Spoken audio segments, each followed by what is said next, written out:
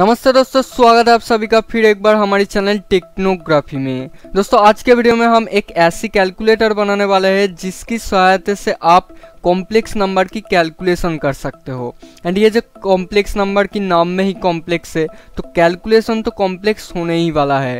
And ये जो calculator कैसे होने वाला है इसको हम पहले एक बार देख लेते हैं। So how many complex number you want to calculate. So हम दो नंबर को कैलकुलेट करना चाहते हैं। फिलहाल यहाँ पर 3 और 4 प्लस करना चाहते हैं। दूसरा नंबर दे देते हैं 3, 6। ठीक है भाई, इक्वल टू। सो ये आ गया हमारा रिजल्ट 6 + 10i। सो ये सर नो तुम फिर से करना चाहते हो इसे या इसे काटना चाहते हो। नो कर दोगे तो ये क्लोज हो जाएगा, ये वाई दबा दोगे तो ये फिर से आपसे पूछेगा how many complex number you want to calculate. So अगर आप इस वीडियो को देखे बिना डिस्क्रिप्शन में जाके छानबीन कर रहा है तो आपको इस प्रोग्राम की लिंक नहीं मिलेगा, क्योंकि मैं ये प्रोग्राम आपको नहीं देने वाला हूँ। सो आप ये वीडियो पूरा देखिए, देखने के बाद आप इसे जान लीजिए कैसे करना है एंड उसके बाद आप ये प्रोग्राम खुद से लिखिए। सो आगे चल के हम इस प्रोग्राम की कुछ बग्स भी निकालेंगे। सो चलिए दोस्तों शुरू करते हैं। एंड दोस्तों अगर आप हमारे चैनल पर नए हो तो एक सब्सक्राइब कर दीजिए एंड दोस्तों के साथ शेयर भी कर दीजिए। एंड अगर आप पहले से सब्सक्राइब करके रखे हो तो बहुत बहुत धन्यवाद। सो हम आगे बढ़ते हैं। सो सबसे पहले आप चले आइए यहाँ पर। क्लास हमने एक लिया है कॉम्प्लेक्स नाम की। सो एक कॉम्प्लेक्स नंबर कैसा होता है, a + bi के फॉर्म में। a होता है रियल पार्ट एंड bi होता है इमेजिनरी पार्ट। सो यहाँ पर a हो गया रियल पार्ट की वेरिएबल, b हो गया इमेजिनरी पार्ट का वेरिएबल। सो इसके बाद हम एक कंस्ट्रक्टर लिया है। कंस्ट्रक्टर के बाद हमने एक डिफ़ॉल्ट कंस्ट्रक्टर लिया है पैरामीटराइज्ड कंस्ट्रक्टर के बाद। सो इसके बाद हम डेटा को सेट करने के लिए एक फंक्शन लिया है जिसमें सिंपल सा इन करके a एंड b का इनपुट लिया जा रहा है। एंड उसके बाद एक ऑपरेटर प्लस एंड माइनस की ओवरलोडिंग किया गया है। एंड इस ओवरलोडिंग वाला सेक्शन को आप ध्यान से देख लीजिए। एंड इसके बाद दोस्तों मैंने और कुछ फंक्शंस मतलब डिवीज़न, मल्टीप्लिकेशन, इन सभी का प्रोग्राम मतलब फंक्शन हमने नहीं बनाया है। अगर आप चाहते हो तो आप खुद से भी बना सकते हो, इसीलिए मैं बोल रहा हूँ आप वीडियो को पूरा देख लीजिए, उसके बाद आप इस प्रोग्राम को खुद से लिखिए। एंड डिवीज़न मल्टीप्लिकेशन का फॉर्मूला है कॉम्प्लेक्स नंबर के लिए, आप उस फॉर्मूला को गूगल से सर्च करके निकाल लीजिए, या अगर आपको पता है तो बहुत अच्छी बात है, आप वो प्रोग्राम खुद से बहुत आसानी से लिख सकते हो।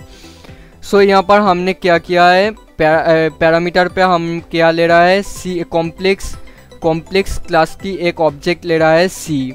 सो इस सी वाला ए के साथ जो कॉल कर रहा है उसका ए प्लस कर रहा है। एंड यहाँ पर टेम्पोरारी एक ऑब्जेक्ट लिया है, उसके अंदर इस डेटा को सेव कर रहा है। एंड सेम चीज़ यहाँ पर सब्ट्रैक्ट करने के समय पे भी हो रहा है।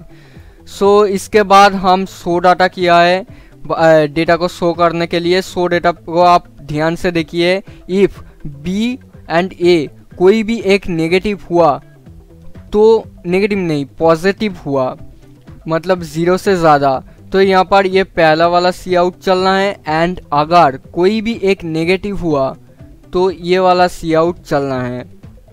ठीक है दोस्तों, सो ध्यान से आप देख लीजिए। कोई भी एक मतलब यहाँ पर अगर ये वाला कंडीशन नहीं चला है तो बाकी सब कुछ जो भी होगा ये वाला सी आउट चलेगा। ठीक है दोस्तों, इसके बाद हम एक ऑपरेशन लिया है जहाँ पर सारे स्विच होगा, मतलब एडिशन होना है, सब्ट्रैक्शन होना है, क्या करना है जो भी करना है। यहाँ पर हम एक स्विच केस लिया है। ऑपरेटर हम यहाँ पर पैरामीटर पे ले रहा है, क्या ऑपरेटर वहाँ पर दबाया है, प्लस दबाया है, माइनस दबाया है, जो भी दबाया है यहाँ पर ऑपरेटर में आ जाएगा। एक कॉम्प्लेक्स C2 ले रहा है एंड C1 ऑब्जेक्ट ले रहा है, मतलब कॉम्प्लेक्स नंबर ले रहा है, जो भी है, जो भी आप कहो। यहाँ पर हम ऑब्जेक्ट ही कह रहे हैं। सो यहाँ पर प्लस होगा तो ये वाला चलना है, C1 = C1 + C2। C1 पे हम एडिशन करने के बाद वो डेटा सेव कर देंगे। सो यहाँ पर C1 इसलिए हमने C1 यहाँ पर भी लिया है। आपको मेन में जब जाऊँगा तो अब बता दूँगा क्या हुआ है यहाँ पर C1 का काम।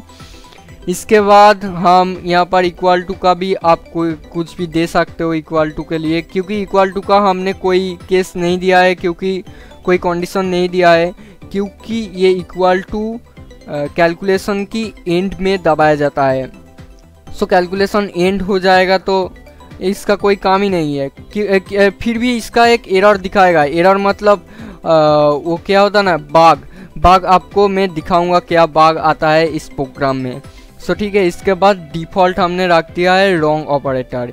यही रॉन्ग ऑपरेटर दिखाएगा जब मैं आपको दिखाऊंगा, अभी बोलूँगा तो आपको समझ में नहीं आएगा। इसके बाद आ गया हम मेन पे। सो यहाँ पर हमने क्या लिया है, एन नाम की एक इंटीजर वेरिएबल लिया है, ओपी नाम की एक कैरेक्टर वेरिएबल लिया है, जिसका मतलब है ऑपरेटर, जिसमें हम प्लस असाइन किया है, इनिशियलाइज किया है, एंड कॉम्प्लेक्स क्लास की एक C1 ऑब्जेक्ट लिया है, जिसमें हम 00 इनिशियलाइज किया है इस वाला पैरामीटराइज्ड कंस्ट्रक्टर की सहायता से। सो इसके बाद क्या होगा, इसका काम क्या है आपको अभी पता चल जाएगा। अब ये डू वाइल लूप अब फिलहाल छोड़ दीजिए, इसका कोई काम नहीं है। सो यहाँ पर सी आउट आएगा how many complex number you want to calculate. इसके बाद कितना नंबर आप कैलकुलेट करना चाहते हो वो एन में असाइन हो जाएगा। ये जो हमने एन लिया है इसका बस यही काम है। सो इसके बाद हम डायनामिक मेमोरी एलोकेशन के ज़रिए यहाँ पर एक एरे बना रहा है, क्योंकि हम यहाँ पर डू अनदर करके फिर से लेंगे, इसीलिए हमने डायनामिक मेमोरी एलोकेशन की सहायता लिया है, क्योंकि नहीं तो मेमोरी में बहुत सारी जगह स्पेस कंज्यूम करेगा ये प्रोग्राम। ठीक है, सो यहाँ पर आपको पता ही होगा क्या है dynamic memory allocation. New operator के सहायता से किया जाता है ये। सो इसके बाद हम एक फॉर लूप चलाया है, जिसमें हम एक एक करके ये सारे इनपुट लेंगे, आउटपुट करेंगे, ऑपरेशन करेंगे, जो भी काम करना है ये सब कुछ इस फॉर लूप के अंदर चलेगा। जब तक जितने नंबर आपने दिया है उतनी, मतलब एन जितना है उतनी तक ये फॉर लूप चलेगा। सो इसका कंडीशन बहुत ही सिंपल है, आई जब तक ना एन हो जाए तब तक चलेगा, आई एक एक करके इंक्रीमेंट होता रहेगा। सो यहाँ पर पहला लाइन चलेगा cout enter the complex number, first complex number, second complex number, ऐसे हम लिखने के लिए यहाँ पर i+1 किया है, क्योंकि i 0 से शुरू होता है। पहला नंबर 1 रखने के लिए i+1 किया है। इसके बाद कंटिन्यूसली ये चलता रहेगा 1 2 3 4 5 6 करके। सो इसके बाद PI मतलब पहला वाला जो चलेगा, I जब 1 होगा 0 होगा 1 2 3 4 करके ऐसे यहाँ पर इनपुट लेगा। सेट डाटा सिंपल सा सी इन है, सेट डाटा पे आपने देखा है यहाँ पर सिंपल सी इन करके हम A एंड B को इनपुट ले रहा है। सो स्पेस देके हम ऐसे ही इनपुट दे सकते हैं, आपने अभी अभी देखा ये जो प्रोग्राम हमने रन कर रहे थे। सो इसके बाद C1 पे हम सारा डेटा रखेंगे, इसीलिए हमने C1 यहाँ पर लिया है। C1 का बहुत ही कम है यहाँ पर इस प्रोग्राम में। सो C1 कॉल कर रहा है ऑपरेशन फंक्शन को। ऑपरेशन फंक्शन आपने देखा यहाँ पर स्विच केस लगाया है, जिसमें उसको कॉल कर रहा है एंड क्या क्या पास कर रहा है आर्गुमेंट में। C1 खुद को पास कर रहा है जो है 0 0। ये जो पहली बार जो फर्स्ट नंबर अब इनपुट लेगा उसको 0 0 से असाइन करेगा, इसीलिए हमने ऑपरेटर प्लस लिया था यहाँ पर। सो 0 0 से ये एडिशन होगा। ठीक है दोस्तों, ये OP भी जाएगा, ऑपरेटर भी जाएगा एंड PI जो हमने इनपुट लिया है वो भी जाएगा। ये तीन चीज़ चला जाएगा। जब लूप घूमेगा तब C1 पे एडिशन होके जो डेटा सेव हुआ है वो वाला पास होगा। सो आपको समझ में आ रहा है शायद क्या कैसे काम करेगा ये वाला लूप। सो ठीक है, इसके बाद हमने ऑपरेटर लिया है, क्योंकि ऑपरेटर अगर हम पहले ले तो यहाँ पर दिक्कत आ जाएगा दोस्तों। ठीक है दोस्तों, क्योंकि ऑपरेटर हम पहले ले लेंगे तो यहाँ पर अगर हम प्लस दबाएंगे तो कोई प्रॉब्लम नहीं आएगा। अगर हम माइनस दबाए तो क्या होगा, यहाँ पर माइनस चला जाएगा एंड C1 क्या है 0 एंड फर्स्ट इनपुट जो दिया है वो नेगेटिव वैल्यू दिखाएगा, क्योंकि हम आउटपुट में यहाँ पर शो डेटा में ऐसे कुछ फंक्शन लिखा था। ये एल्स वाला पार्ट चल जाएगा, नेगेटिव हो जाएगा तो। ठीक है दोस्तों। सो इसके बाद शो डेटा चल जाएगा। बहुत ही आसान प्रोग्राम है, आपको समझ में आ रहा है शायद। सो ये फॉर लूप चलेगा। फॉर लूप एंड होने के बाद आपसे पूछेगा क्या आप फिर से ये वाला प्रोग्राम चलाना चाहते हो, येस और नो आप दबा दीजिए, जो भी आपकी मर्जी। सो यहाँ पर भी एक बाग आएगा, आपको मैं आगे चल के बताऊंगा। सो वो ओपी में सेव हो जाएगा एंड ये आपसे पूछेगा कुछ नहीं पूछेगा। अब ये डिलीट हो जाएगा, जो हमने न्यू करके यहाँ पर लिया था डायनामिक मेमोरी एलोकेशन करके, जो एरे लिया था वो हम डिलीट कर रहे हैं। यहाँ पर ये 2 लाइन आपको लिखना है।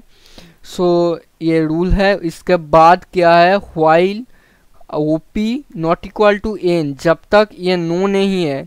सो आप इसे इक्वल टू वाई भी लिख सकते हो, ये हमने लिख दिया है कमेंट में, ठीक है, कमेंट करके।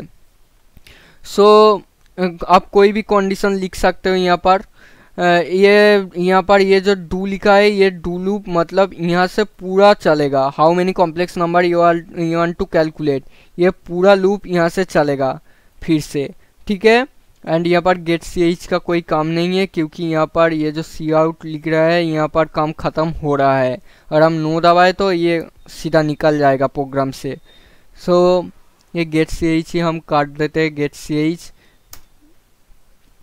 सो ठीक है दोस्तों, ये वाला प्रोग्राम शायद आपको समझ में आ गया है। अब आपको मैं प्रॉब्लम्स सिखाता हूँ, क्या क्या प्रॉब्लम्स आएगा इस प्रोग्राम में। सो हम इसे रन कर देते हैं। ये बिल्ड हो रहा है, थोड़ा सा इंतज़ार कर लीजिए। सो ये हमारा प्रोग्राम रन हो चुका है। सो हम यहाँ पर 4 नंबर को ऐड करना चाहते हैं।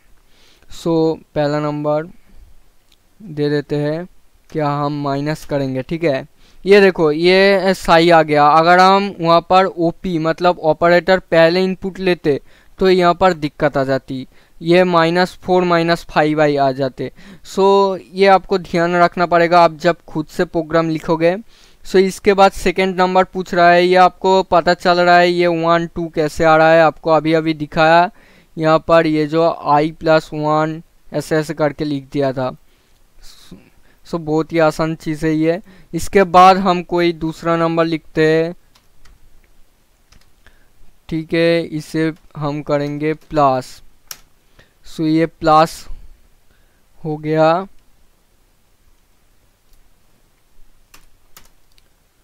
उससे कुछ प्रॉब्लम आ गया है।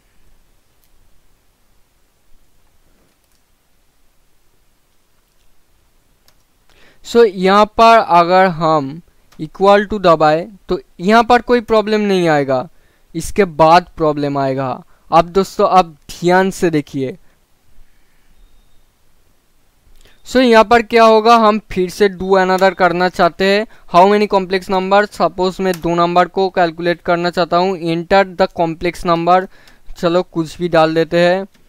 सो अभी क्या दिखाएगा, रॉन्ग ऑपरेटर दिखाएगा। इसका वजह मैं आपको बताता हूँ क्यों दिखाएगा। ये देखो रॉन्ग ऑपरेटर क्यों हुआ ये, क्योंकि यहाँ पर इक्वल टू दिया था हमने, इसीलिए मैं बोल रहा था कि यहाँ पर इक्वल टू के जगह पे आप कोई दूसरा कंडीशन लिख सकते हो। ये आप खुद से ही सोचो कि क्या लिखना चाहिए। सो दूसरा जो प्रॉब्लम है, दूसरा प्रॉब्लम कहाँ पर बोला था मैंने, वो भूल गया शायद। ओहो।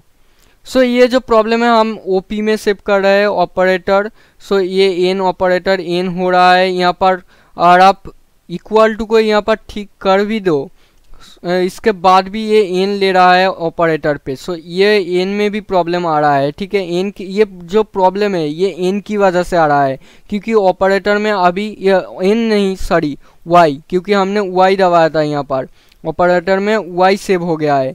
ये वाला प्रॉब्लम वाई की वजह से आ रहा है, ठीक है। आप इस प्रॉब्लम को सॉल्व करने के बाद दूसरा प्रॉब्लम आएगा, ये इक्वल टू के वजह से सेम प्रॉब्लम, ठीक है दोस्तों। मैंने थोड़ी सी गलत बताया आपको, ठीक है। सो सेम एक ही बाग है, आप इसे ठीक कर लीजिए। सो आज के लिए इतना ही। Thanks for watching. आप लाइक नहीं दबाया अभी तक, लाइक कीजिए, दोस्तों के साथ शेयर कर दीजिए एंड सब्सक्राइब भी कीजिए। So thanks for watching.